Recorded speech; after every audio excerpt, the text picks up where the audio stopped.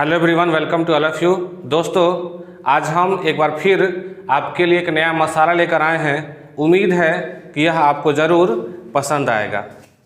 आप यहाँ देख पा रहे हैं कि लिखा हुआ है बीटेट और सीटेट में क्या अंतर है। हेडिंग में क्या लिखा हुआ है कि बीटेट और सीटेट में क्या अंतर है। इसका मतलब हुआ कि कुछ साथी ऐसे हैं जिनके मन में यह कन्फ्यूजन था। मेरे पास कमेंट भी आया हुआ था।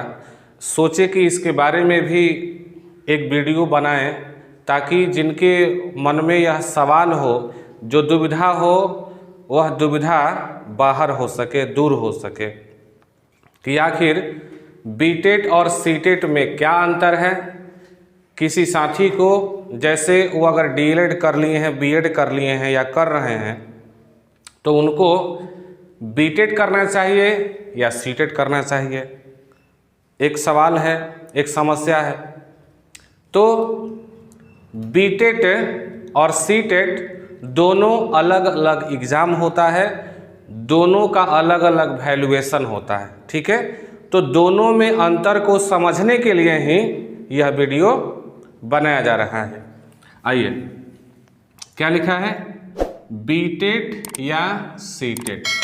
पहले भी इसके बारे में हम लोग जान चुके हैं कि बीटेट का मतलब होता है Bihar teacher eligibility test. CTET का मतलब होता है कि सेंट्रल टीचर एलिजिबिलिटी टेस्ट।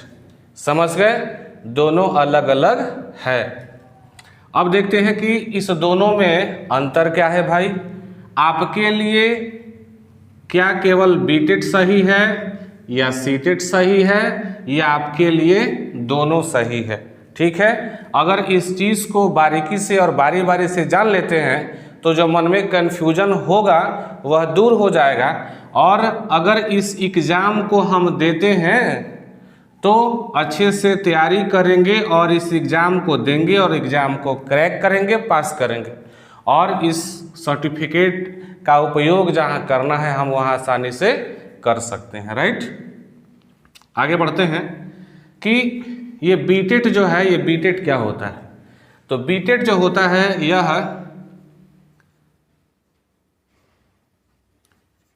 किसी एक राज्य के लिए होता है, किसी एक राज्य के लिए होता है, किसी एक स्टेट के लिए होता है। जैसे ये जो बीटेट है यह किसके लिए है, बिहार के लिए है। बिहार बोर्ड द्वारा इसे कंडक्ट कराया जाता है, इस एग्ज़ाम को करवाया जाता है। जो भी साथी बीएड या डीएलएड कर लिए रहते हैं वो इस एग्ज़ाम को देते हैं और पास करते हैं तो गवर्नमेंट टीचर बन पाते हैं। लेकिन इस दोनों में एक छोटा सा अंतर पहले हम देख लेते हैं, उसके बाद फिर आगे बढ़ते हैं कि बीटेट क्या है, बिहार का है, और सीटेट क्या है, सेंट्रल का है। तो एक छोटा सा कहें या सबसे बड़ा अंतर कहें कि बीटेट जो है ये 4 से 5 सालों पे एक बार आता है, या इससे अधिक समय पर, वो 6-7 वर्ष भी हो सकता है, 5 या 6 वर्षों में या 4 वर्षों में एक बार होता है, एक बार आता है। और जो सीटेट होता है वह प्रत्येक वर्ष यानी 1 साल में या तो 2 बार होता है या तो 1 बार होता है। यानी कि सीटेट मैनेजमेंट जो है, जो एग्ज़ाम करवाती है, वह अपनी सुविधा के अनुसार, अपनी व्यवस्था के अनुसार 1 साल में या तो 2 बार कराती है या तो 1 बार कराती है। यानी कि इससे पहले जैसे पिछले 10 सालों से, लगभग 10-12 सालों से सीटेट का एग्ज़ाम हो रहा था, वह एग्ज़ाम ऑफलाइन हो रहा था। ठीक है, वह एग्ज़ाम ऑफलाइन हो रहा था, लेकिन अब क्या हो गया है, ऑनलाइन हो गया है। यानी कि अब सीटेट का जो एग्ज़ाम होता है वह ऑनलाइन होता है, यानी कि कंप्यूटर के सहारे होता है। अगर किसी भी साथी को यह एग्ज़ाम अगर देना है तो आपको कंप्यूटर के बारे में थोड़ा बहुत कुछ या ज़्यादा नॉलेज यानी जानकारी होनी चाहिए, तभी आप इस एग्ज़ाम को आसानी से दे पाएंगे और इसको पास कर पाएंगे। मान लीजिए कि इसके सिलेबस को आप पढ़ लिए, राइट, जो इसका सिलेबस बना हुआ तैयार है, आप उसको अच्छे से अध्ययन कर लिए और आप लाइफ में कभी भी कंप्यूटर को नहीं छुए हैं, माउस क्या होता है, कीबोर्ड क्या होता है, मॉनिटर क्या होता है, डेस्कटॉप क्या होता है, सीपीयू क्या होता है, आप इसके बारे में कुछ भी नहीं जानते हैं, यानी कि कभी भी माउस नहीं पकड़े हैं और कभी भी कीबोर्ड के सामने नहीं बैठे हैं, यानी कीबोर्ड का आपके पास जीरो नॉलेज है। तो आप ही ज़रा सोच के देखिए कि क्या आप इस एग्ज़ाम को दे पाएंगे, क्या आप इस एग्ज़ाम को पास कर पाएंगे। सिलेबस का नंबर तो बाद में आता है, सबसे पहले कंप्यूटर का नॉलेज आपको होना चाहिए, ठीक है। आइए आगे बढ़ते हैं कि जो दोनों में छोटा कहें या बड़ा कहें, जो भी अभी मैंने आपको कहा कि बीटेड जो होता है बिहार सरकार के द्वारा या बिहार राज्य में करवाया जाता है, जो 4, 5 या 6 सालों पे या 3 सालों पे एक बार करवाया जाता है। लेकिन जो सीटेट होता है वह प्रत्येक वर्ष या तो 2 बार करवाया जाता है या तो 1 बार करवाया जाता है, ठीक है, आप समझ गए होंगे। आगे बढ़िए। बीटेड किसका है भाई? बिहार स्टेट का है। उसी तरीके से बिहार से एक रास्ता यहाँ निकला हुआ, कहाँ गया? जेटेट के पास, ठीक है। जे से मैंने क्या हुआ? झारखंड टीचर एलिजिबिलिटी टेस्ट, ध्यान से समझते जाइएगा। बीटेड जो पास करेगा वह भी केवल बिहार में ही टीचर बन सकता है, जो जेटेट पास करेगा वह केवल झारखंड में ही टीचर बन सकता है, जो यूपी टेट पास करेगा वह केवल यूपी में उत्तर प्रदेश में टीचर बन सकता है, जो एमपी टेट पास करेगा वह मध्य प्रदेश में टीचर बन सकता है, यू टेट जो यू टेट पास करेगा वह उत्तराखंड में टीचर बन सकता है, इत्यादि राज्यों का टेट जो है अलग अलग होता है। तो आप समझ गए होंगे कि B TET, J TET, UP TET, MP TET और यू टेट का मतलब क्या होता है, ठीक है। आगे आइए, सेंट्रल टीचर एलिजिबिलिटी टेस्ट। अब अगर इसको पास कर जाते हैं तो इसको पास करने के बाद हम कहाँ कहाँ टीचर बन सकते हैं या इस सर्टिफिकेट का उपयोग कहाँ कर सकते हैं। आइए देखिए, सीटेट पास कर जाने के बाद केवीएस में अगर बहाली आती है तो वहाँ पर हम इस सर्टिफिकेट के माध्यम से, सर्टिफिकेट के सहारे वहाँ हम शामिल हो सकते हैं, एग्ज़ाम दे सकते हैं, इंटरव्यू दे सकते हैं और केवीएस में टीचर बन सकते हैं। वहाँ पर स्टेट लेवल के टीचर की अपेक्षा व्यवस्थाएं अधिक मिलती है, हम ऐसा सुने हैं। जो केवीएस है क्या है भाई? ये केंद्रीय विद्यालय संगठन। क्या है केवीएस? केंद्रीय विद्यालय संगठन, समझ गए।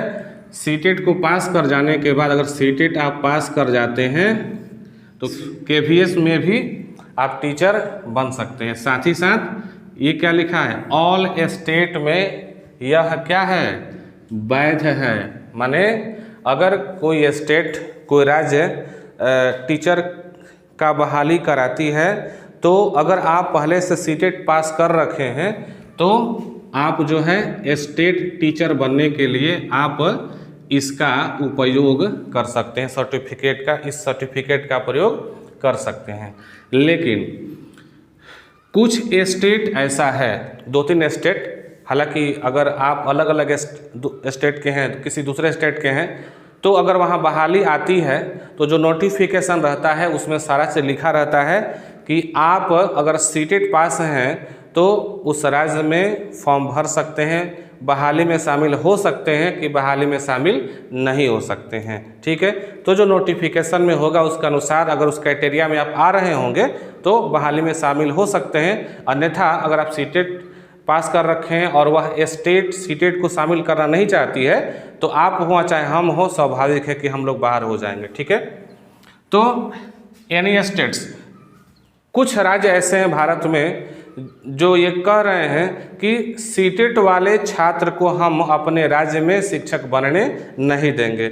इसका मतलब ये हुआ कि अगर आपको उस राज्य में शिक्षक बनना है, गवर्नमेंट टीचर बनना है, तो उस राज्य के द्वारा जो टीईटी करवाया जाता है उसको आपको पास करना पड़ेगा, तभी आप उस राज्य में गवर्नमेंट टीचर बनने योग्य होते हैं और बन पाते हैं। राइट, तो समझ गए कि हालांकि यह सभी स्टेट में इसकी वैधता है, साथ में KVS में भी है, क्योंकि ये सेंट्रल का है तो स्वाभाविक है कि सेंट्रल है तो पूरे देश में ये लागू होगा। लेकिन कुछ स्टेट्स ऐसे हैं जो बोलते हैं कि नहीं, हम सीटेट वाले को अपनी बहाली प्रक्रिया में शामिल नहीं करेंगे। ठीक है, ये प्रक्रिया है। आगे बढ़ते हैं कि ये जो बीटेट और सीटेट है, यह कब करते हैं, कब कर सकते हैं, इस एग्ज़ाम को हम कब दे सकते हैं। तो पहले भी हम आपको बता चुके हैं कि अगर आप DELED कर रखे हैं या BEd कर रखे हैं, इसका मतलब ये हुआ कि या तो आप DELED पास कर गए हों या BEd पास कर गए हों, या DELED में अपेयर हो और चाहे BEd में अपेयर हो। अपेयर का मतलब क्या होता है कि मान लीजिए अगर आज आपका एडमिशन DELED में हुआ है या आज आपका एडमिशन BEd में हुआ है, तो कल से आप बीटेट या सीटेट एग्ज़ाम को देने योग्य हो गए हैं। ठीक है, अपेयर का मतलब ये होता है, यानी कि आप इस दोनों को अभी पास नहीं किए हैं, अभी आपकी प्रक्रिया इस दोनों में अभी चल रही है। ठीक है, तो अपेयर का मतलब ये होता है। तो DELED या BEd या तो इसको पास कर गए हों या अपेयर हों, तो आप जो हैं बीटेट या सीटेट एग्ज़ाम को दे सकते हैं, और अच्छी तैयारी हो तो आप इसे पास भी कर सकते हैं। और एक सवाल और होता है कि DELED और BEd में अगर आप अपेयर हैं और उसी वक्त बीटेट या सीटेट एग्ज़ाम को आप देते हैं, मान लीजिए सीटेट एग्ज़ाम दिए और आप क्या कर गए, पास कर गए। सीटेट एग्ज़ाम दिए, आप पास कर गए। कब पास किए हैं? ना तो अभी आपका DELED कंप्लीट हुआ है और ना ही BEd कंप्लीट हुआ है, लेकिन आपका सीटेट क्या हो गया, पास हो गया। और इसी वक्त क्या हो गया, मान लीजिए कहीं बहाली आ गई, या तो सेंट्रल का हो या तो किसी स्टेट का हो, समझ रहे हैं। तो प्रश्न ये है कि आप DELED या BEd दोनों में अभी आप अपेयर हैं, आपका कंप्लीट नहीं हुआ है, लेकिन सुप्रीम कोर्ट के जजमेंट के अनुसार आप सीटेट का एग्ज़ाम दे दिए और पास भी कर गए।